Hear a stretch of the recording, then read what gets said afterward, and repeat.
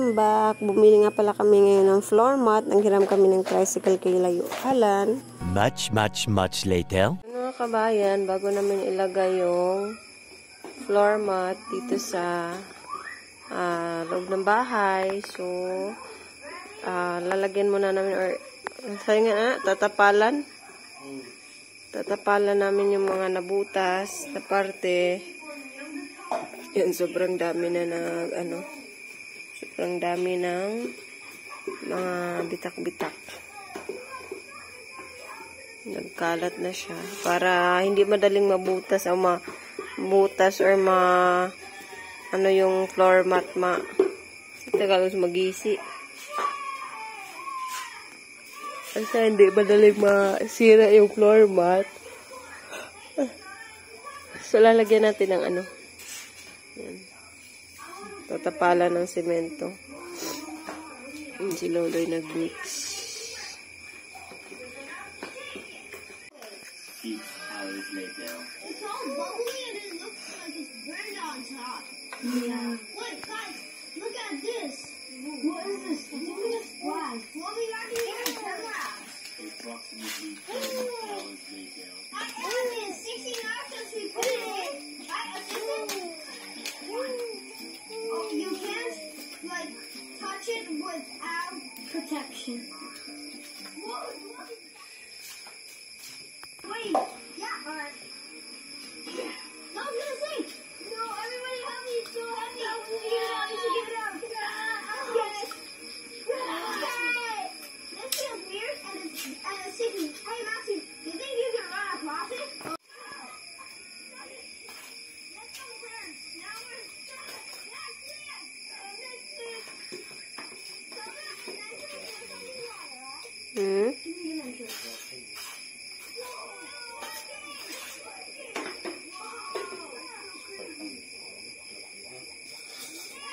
The next day. So, yan mga kabayan, bago natin ilagay yung floor mat, dahil natuyo na nga pala yung nilagyan ni Loloy ng mga ni-repair niya mga butas-butas sa sahig. So, manguha muna tayo ng mga talong. May mga malalaking talong na pala dito. Kahit na siya, paagnas na yung kanyang mga dahon. Yung kanyang puno ay nagbunga pa rin siya. Yan yung ating mga dito, yung mga yung mini garden natin dito sa likod. Yung sitaw na agnas na rin. Ayan, yung ampalaya, damage din dahil nga sa sunod-sunod na pag-ulan nitong pumasok yung taon na simula pa December, ay ayan, wala na, hindi na mapakinabangan yung ating garden. Damage na, tsaka yung talong ay na rin, paagnas na yung mga bunga, may mga uod na. Yung ayan, ang tataas na rin ng mga damo-damo dito. Ang bilis tumaas nung mga damo kahit nag-spray pa kami. So, dahil nga sunod-sunod yung pag-ulan, so, yung damo lang talaga ang mabilis tumubo. Meron din pala tayo ditong may upo. So, harvest natin yan sa susunod na araw. At saka yung yung okra dito, may makukuha din tayo. Yan. Malalagay natin sa sinaing. Tapos may rin pala dito, may bagong tawag dyan, bagong bunga ng kalabasa. So, titingnan natin dito na na siya dahil nakita ko ito nung isang araw. So, naghanap ako ng male na flower, male na bulaklak. So, ayan, tumubo siya. So, kailangan talagang bantayan para makalaki yung kanyang bunga. Ayan, at po, meron din dito sa meron din dito sa gilid. Guys, this is what we harvest today.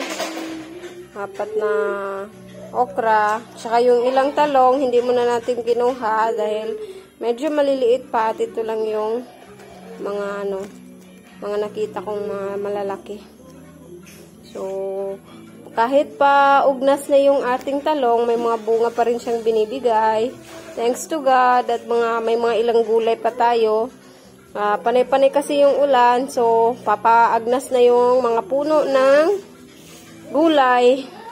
Waiting na naman tayo ng tag-init or hindi na maulan-ulan kasi alam niyo naman yung parte ng aking lupa ay hindi maganda yung kanyang kinalalagyan dahil medyo maputik at madaling mamatay yung aking mga gulay. Ayan mga kabayan, so maglalagay na nga kami ng floor mat dito sa loob ng bahay. Yung ilan ay hindi na namin nalagyan ng semento, yung mga butas-butas. Siguro lagyan na lang namin ng pansamantala ng karton kasi ganun pa rin naman pag ito tumagal, magka-crack din ito gagaya ng dati naming nilagay. So, karton na lang para hindi talaga siya mabutas.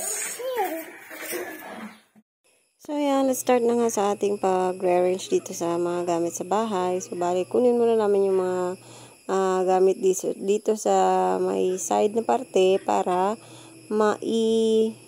lagay namin yung floor mat. Kasunod naman yan, ay ibabalik rin namin ito dahil hindi namin pwedeng ilabas ito sa bahay dahil sobrang putik nga ng labas ng bahay gawa ng sunod-sunod na pag-ulan. At na lang namin sibog-sibog gagmay. Ano bang Tagalog ng sibog-sibog? So, ayan, at medyo malinis na yung parte ng gilid. Let's start na sa pagbuklat noong linoleum.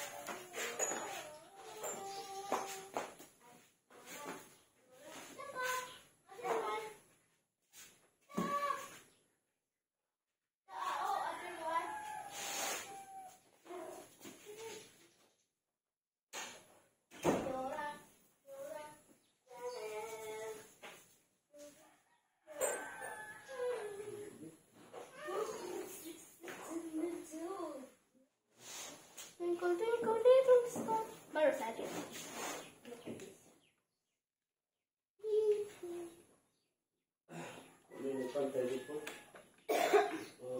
Look.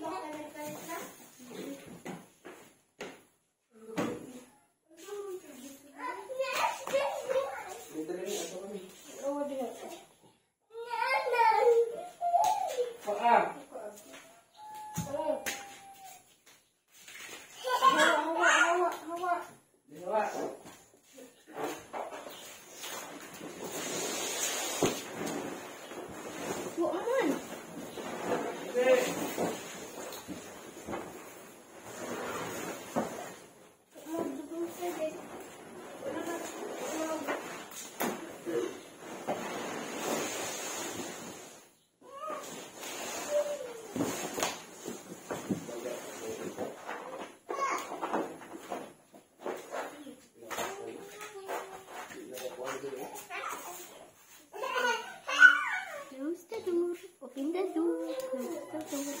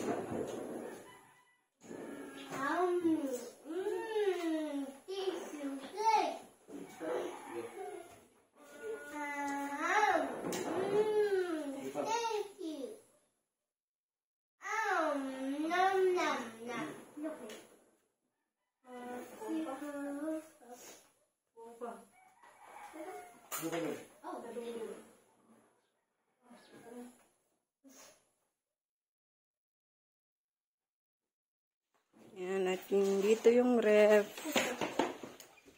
Nalagyan na ng floor mat.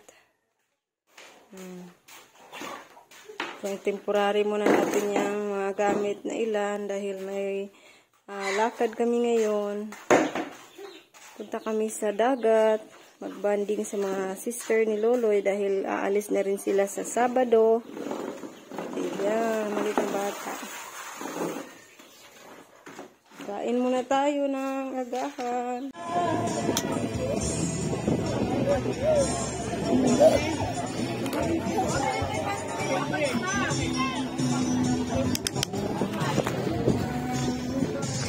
Playing.